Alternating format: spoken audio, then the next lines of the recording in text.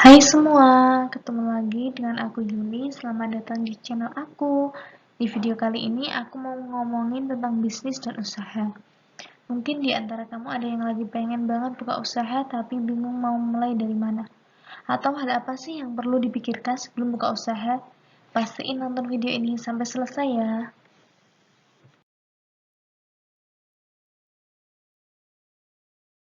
Langsung saja poin-poin penting yang perlu kita perhatikan sebelum memutuskan untuk memilih bisnis. Yang pertama adalah kenali jumlah pesaing di industri. Pernah nggak sih kamu bikin usaha yang hits banget tetapi tidak bertahan lama gara-gara kalah saing dengan pesaing lain yang sudah lebih dulu? Nah, inilah apabila di industri incaran kamu, pesaing kamu sudah banyak banget, maka ruang gerak kamu sebagai bisnis bakalan sempit banget.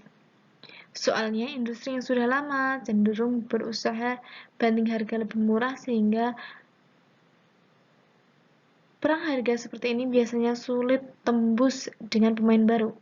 Tapi sebaliknya nih, kalau kamu menemukan sebuah ide bisnis di mana jumlah pesaing sedikit, nah bisa jadi itu menjadi peluang kamu untuk berkembang dan kamu gak harus perang harga.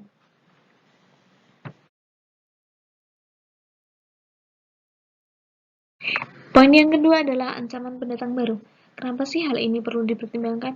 Ya, kalau pendatang baru dapat dengan mudah masuk, kan berarti usaha kamu dapat saingan secara terus-menerus yang bisa merusak pasar dengan modal lebih besar.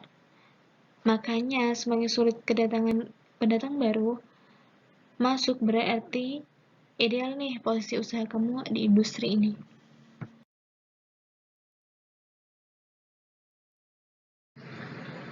Poin yang ketiga adalah daya tawar supplier. Nah, dalam hal ini sebaiknya bisnis mengurangi ketergantungan terhadap satu entitas supplier. Bayangin deh, kalau sebuah bisnis yang sudah besar dan sukses hanya tergantung pada satu supplier doang. Bagaimana kalau supplier itu bangkrut dan atau tiba-tiba mengurangi kualitas dan menaikkan harganya? Jangan sampai ketergantungan pada satu supplier buat bisnis kita menjadi mandek dan berdampak krusial pada bisnis kita. Nah, sebagai pembisnis, sebaiknya kita punya alternatif supplier sebagai cadangan kalau supplier utama nggak bisa memenuhi pasokan. Jangan sampai ada satu pihak yang selalu mendominasi dan bisnis kamu hanya tergantung pada satu entitas.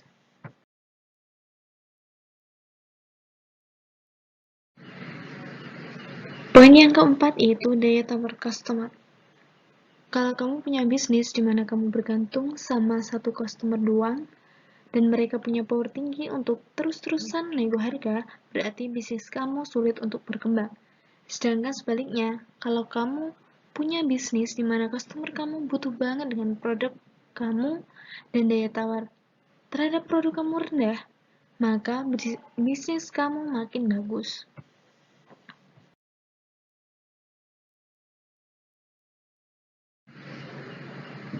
Sekarang kita bahas poin yang terakhir yaitu ancaman barang substitusi. Barang substitusi adalah produk yang bukan bagian dari industri yang sama namun fungsi dan dapat dijadikan alternatif pilihan customer. Misalnya, toko kelontong substitusinya adalah minimarket, belanja online substitusinya adalah toko-toko fisik, dan sebagainya. Di poin ini, kamu perlu analisa apakah customer kamu sensitif terhadap barang substitusi atau tidak. Jika produk kamu punya nilai tersendiri yang unik, maka produk kamu tidak mudah untuk disubstitusikan.